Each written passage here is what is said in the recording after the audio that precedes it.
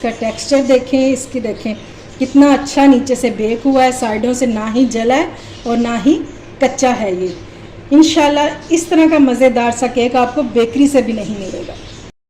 अस्सलाम वालेकुम my YouTube family, उम्मीद है आप सब ठीक ठाक होंगे और अपने घरों में अपनी फैमिली के साथ खुश और आबाद होंगे। आज मैं आपके साथ शेयर करूंगी बेकरी स्टाइल टी केक की रेसिपी, जिसे आप आसानी घर पर बना सकते हैं, बहुत यमी सा। तो इसमें हमें ज़्यादा टाइम भी नहीं लगेगा। तो चलिए बिस्मिल्लाह करते हैं और बनाना स्टार्ट करते हैं। तो सबसे पहले इसको करेंगे साइड पे और हमने ले लेना है एक मोल्ड जिसमें हमने इस केक को बनाना है। बैटर बनाने से पहले आपने इन चीज़ों को रेडी कर लेना है। इसमें हम डालेंगे 1 टीस्पून के बराबर ऑयल और इसको हमने इस तरह से ब्रश लेंगे और इसको सारी साइडों से ग्रीस कर देंगे। अच्छे से आपने ग्रीस करना है इसको। बगैर बटर पेपर के आप इसको किस तरह से तैयार कर सकते हैं आज मैं आपको वो दिखाऊंगी। कोई बटर पेपर की आपको ज़रूरत नहीं है। ये लीजिए, ये अच्छे से ग्रीस हो गया। अब हम अगली चीज़ इसमें क्या डालेंगे, इसमें डालेंगे 1 टेबलस्पून मैदा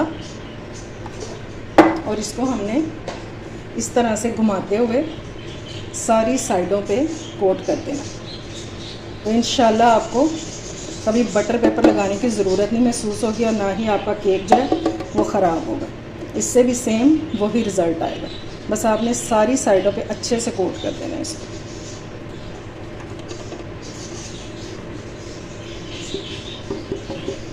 और जो एक्स्ट्रा होगा वो हम निकाल देंगे। अगर आपको कम लगे तो आप थोड़ा सा और भी इसमें डस्ट कर सकते हैं। ये लीजिए, मोल्ड हमारा रेडी हो चुका है। इस तरह से आपने इसको रेडी कर लेना है और बैटर बनाने से पहले आपने ये काम करना है। अच्छा जी, तो इस केक के लिए हमें चाहिए 3 अंडे और रूम टेम्परेचर पे होने चाहिए। अगर आप चाहते हैं कि आप केक का रिजल्ट बेकिंग का अच्छा आए तो फिर आपने हर चीज़ जो है वो रूम टेम्परेचर पर ही लेनी है। अब मैं इसको बीटर से बीट कर रही हूँ, आप इसको हैंड विस्क से भी कर सकते हैं इजीली, बस थोड़ा सा टाइम ज़्यादा लगेगा। और एक बात और कि आपने इसको इतना बीट करना है कि ये थोड़ा सा इसकी झाग झाग बनना शुरू हो जाए। मैं बीटर से सिर्फ 1 मिनट तक ही बीट करूँगी।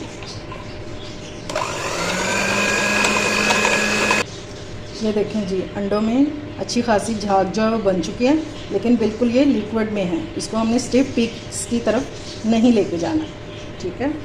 अब हम इसमें डालेंगे चीनी। ये लीजिए, 1 कप मैंने ले ली है पिसी हुई चीनी। इसका हिसाब आपने ये रखना है कि अगर आपके पास 2 कप मैदा है तो 1 कप चीनी जाएगी। अगर 1 कप मैदा है तो इसमें ½ कप चीनी जाएगी। अगली चीज़ जो हम इसमें डालेंगे वो है कुकिंग ऑयल। ये हमने लेना है ½ कप। ये इसीलिए आपको मेजरिंग कप से बता रही हूँ ताकि आपकी जो चीज़ है केक ये बिल्कुल भी ख़राब ना हो। ये डालने के बाद हमने इसको बीट करना है तकरीबन 30 सेकंड तक, या फिर इतना बीट करेंगे अगर आप हैंड विस्क के कर रहे हैं कि ये तीनों चीज़ें जो हैं ये यकजान हो जाए।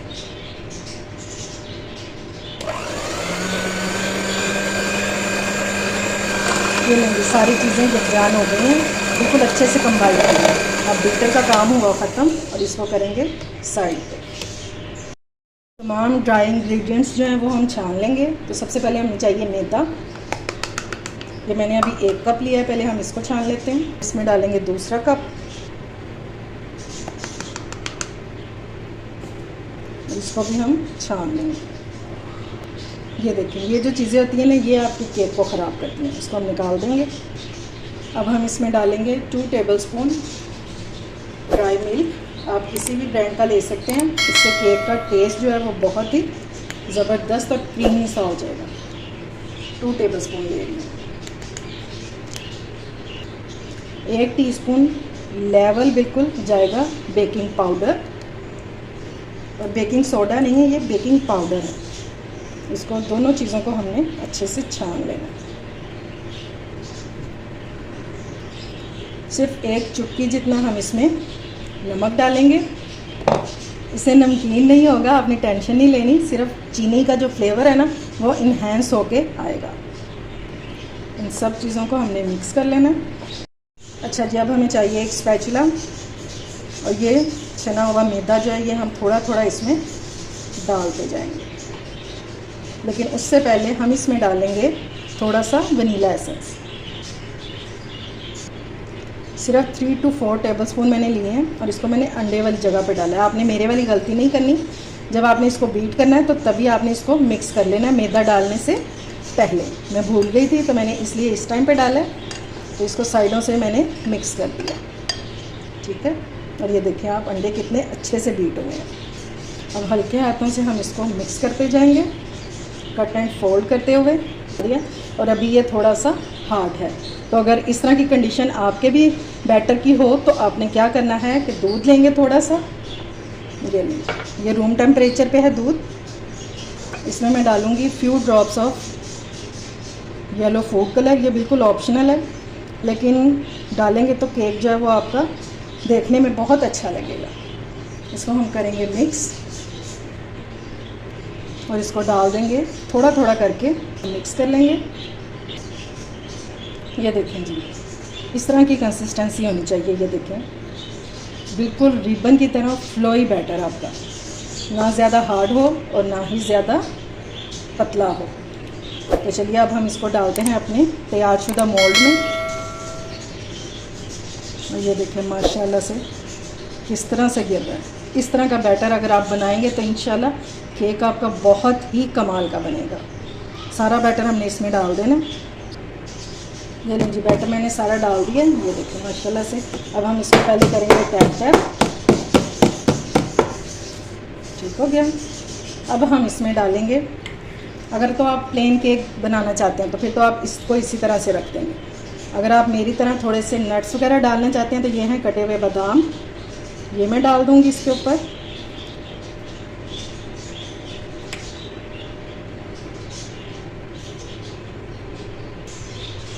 थोड़े से ऊपर से मैं डाल रही हूँ मुरब्बा अशरफी।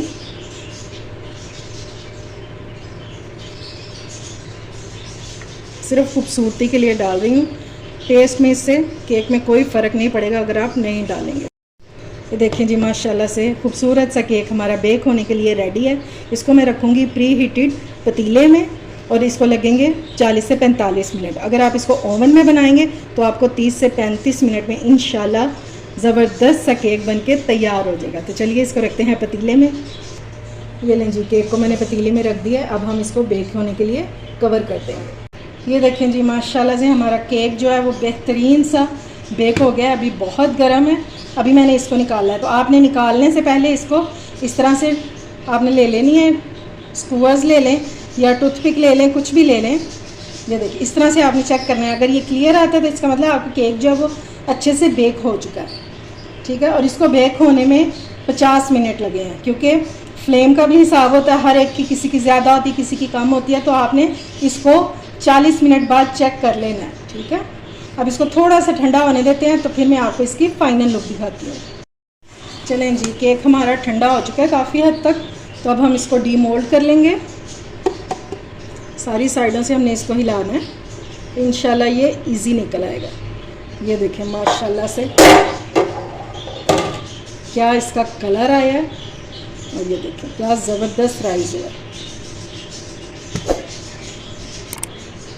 माशाल्लाह से। आप इसका टेक्सचर देखें, इसकी देखें कितना अच्छा नीचे से बेक हुआ है, साइडों से ना ही जला है और ना ही कच्चा है। ये इंशाल्लाह इस तरह का मज़ेदार सा केक आपको बेकरी से भी नहीं मिलेगा।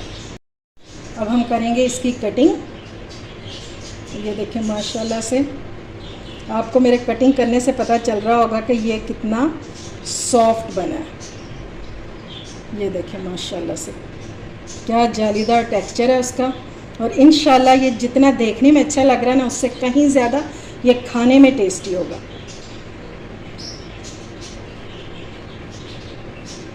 अगर टी टाइम पे मेहमान आ जाए उनको बना कर दें, इंशाल्लाह आपकी तारीफ़ें करती रह जाएंगी। इसकी कटिंग मैंने कर दी है और ये देखें कितना सॉफ्ट और स्पॉन्जी बनकर तैयार हुआ है।